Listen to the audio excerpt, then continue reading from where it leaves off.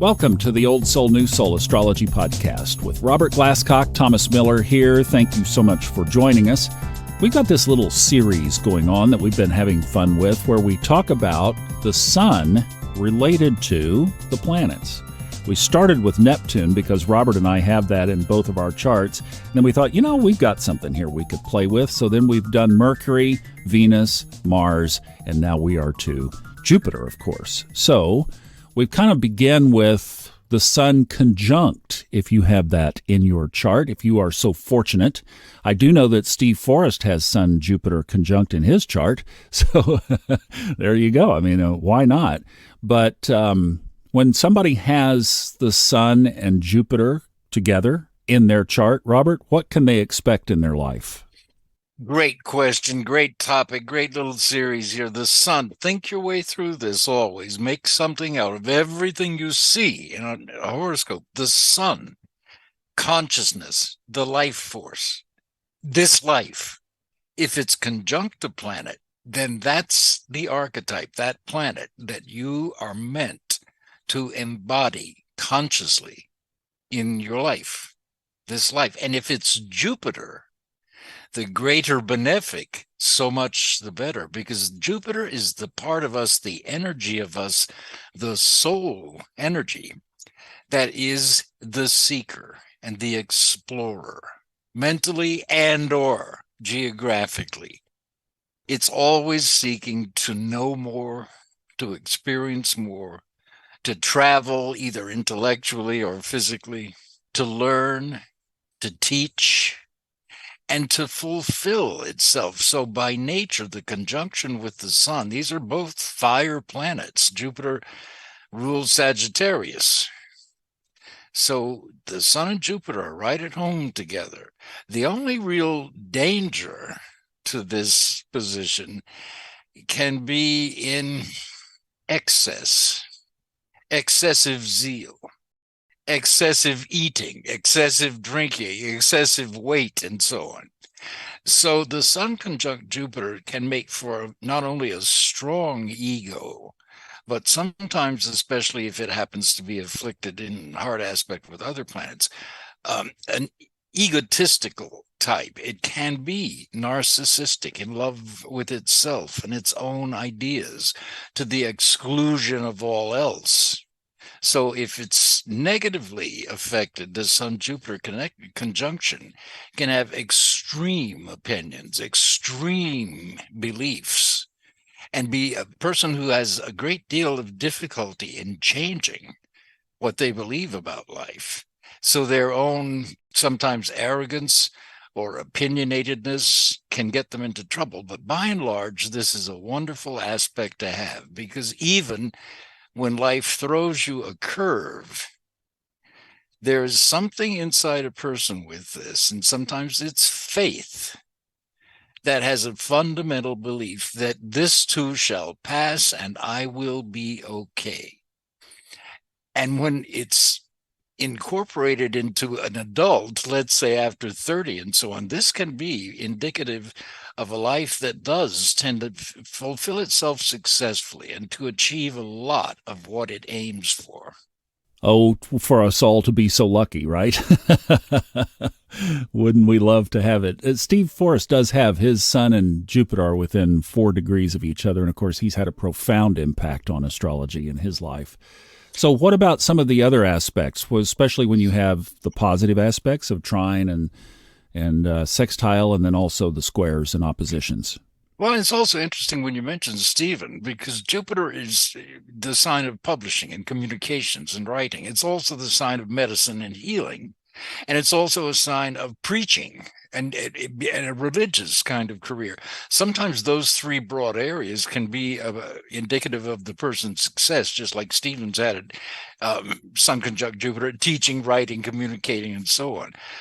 When you have the Sun and Jupiter in square, or a hard aspect, opposition as well, I always prefer the opposition. They're simply easier. They're polarity as opposed to the square, which is a definite conflict. When you have Sun Jupiter square, you've got a person whose ego and value systems are in conflict. So you're going to have a person who is raised in an environment where they are taught that this is the reality, this is the truth, act this way, behave this way. Meanwhile, their own egos are totally out of sync with what they're being told, so that they can grow up to have a sort of defensive or even an assertive personality, because they're constantly being asked to believe something that they don't think is true, but they have to act like they do in order to get along, you see.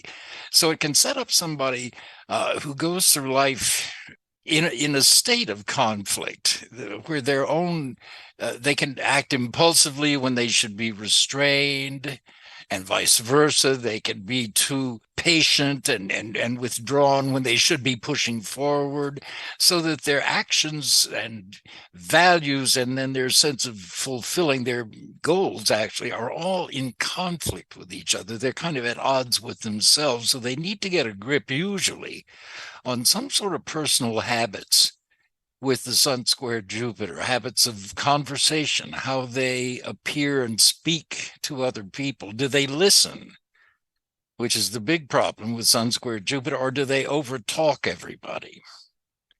Because interrupting people and overtalking them is a form of aggression. It's a kind of bullying. And it also indicates that you're not receptive to other people. You won't listen to them. You interrupt them. So that the other person with Sun square Jupiter, people can pick up on, they're not really paying attention to what I'm saying here. They're so wrapped up in their own agenda. So that's one of the problems with that aspect. But nonetheless, any aspect from Jupiter potentially can be turned to your advantage if you understand it. So Sun square Jupiter, for example, will absolutely benefit at some point in life by going to a group psychology situation, let's say, just so they can get a perspective on themselves as how they come across to other people, or maybe they have a specific problem that they want to work on. But it gets them out of themselves a little bit, and then they can, from then on, be far more objective about themselves and therefore stronger people, and make the most even out of that Sun square Jupiter, because that's not only a Jupiter aspect, it's an aspect of ambition. All squares are. So they have a definite desire to succeed, and if they can control their excesses and impulses, they probably will succeed.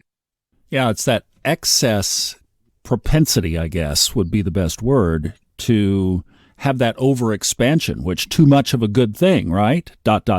Well, you see it all over the media today with these preachers. Sun square Jupiter is a religious hypocrite. So you see these preachers preaching one thing and getting caught with 15-year-old girls the next day. So what are we to make of that? So and the minute you see that in someone, you can't trust them. Yeah, I think that's where you look at Jupiter aspects and you realize, this does have a lot of potential benefit, but we have to be consciously careful how we use that and what we do with it. Is this the kind of aspect? Let's go back to the conjunction. Let's say that you have, like Steve Forrest, you have the Sun conjunct Jupiter. Does this mean that synchronistically things are going to show up in your life at various periods that, again, if you're awake to this, then you can capitalize on, you can take advantage of, to the favor of living your chart? Totally. Absolutely. That's exactly what I've done with my chart.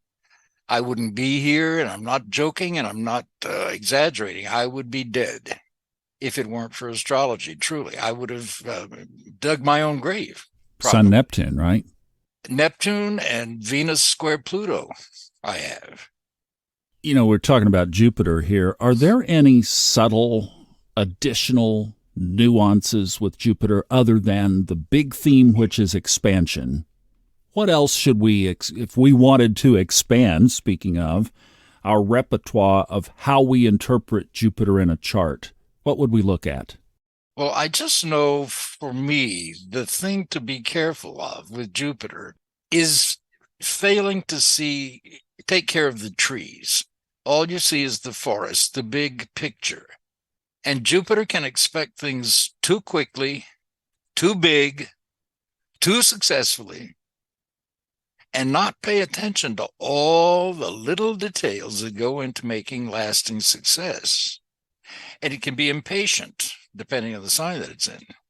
So Jupiter will come up with incredibly good ideas. But then when it gets down to the nitty-gritty of putting them on paper, organizing them, staying disciplined, finally doing the research, putting together a business proposal, all of that stuff, they can get distracted. That's the danger. And they can just expect to, and it does tend to be a lucky configuration. Even in hard aspects, Jupiter in hard aspects can still bring luck. How do you look at Jupiter related to transits? Great question, because I have always taught this, Thomas. I don't care what the situation temporarily is in a person's life, but there are always two places that you can go to get help anytime you need it. And that's where transiting Jupiter is and transiting Venus. You may not want to go get help from those people. For example, if you set up an horary chart and you say, let's say a person's about to be evicted, they have $500 in the bank account, what can I do? Well, if you want to tackle that question through horary, you can look and see, or you can look at the natal chart and see where's transiting Jupiter. Well, let's say it's in their third house, transiting their third house. You have relatives who can help you out, third house. You have a brother or a sister. You can read it, just count up the masculine, feminine signs and so on. Now, they may be estranged from that brother or estranged from their family. The last thing they want to do is ask for help from the family or relatives. And yet, karmically, maybe that's exactly what they need to do at this point in life. Maybe they've always had problems accepting anything from their families. And here they find themselves in a situation where that's the only resource they can turn to. Well, astrology is telling you that. They may not do it, but that's where they could get help. And the same goes with transiting Venus. I don't know if that answered that question or not, but that's one of the ways I use transits when I'm looking at anybody's chart. And if you want to know where opportunities are for growth, certainly the transit of Jupiter, because it spends about 1 year in the sign, so it's getting ready to go into Taurus at the end of May here. Taurus, the money sign, the practical sign, the earth material sign. So the coming year here, while Jupiter's in Taurus, is a terrific year for building up a business, some security, a bank account, a love relationship, any of those things. This is true from the end of May here, the last 10 days of May, all the way through next summer. Jupiter in Taurus. So everybody should be thinking about ways to make themselves a little bit happier financially, maybe doing something they love a little more, and also building up financial security with Jupiter in Taurus, despite what the economy may do.